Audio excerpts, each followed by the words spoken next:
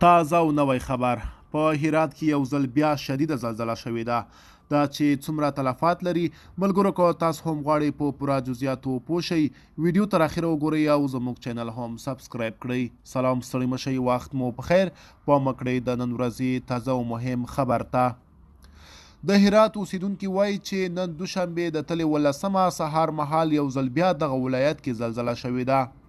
دوی سلامت اندار ته ویل چې له زلزلې وروسته لا هم خلک له خپلو کورونو د باندې دي د دوی په وینا خلک د زلزلې د نورو ټکانونو له ویرې له خپلو کورونو د باندې آزاده فضا ته وتلي دي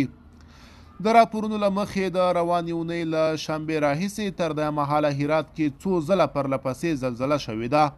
د شنبې ورځې زلزلې د زندهجان ولسوالۍ ګڼ شمېر کلي په بشپړه توګه ویجاړ کړي او دغه ولسوالۍ له خاورو سره خاوره کړې ده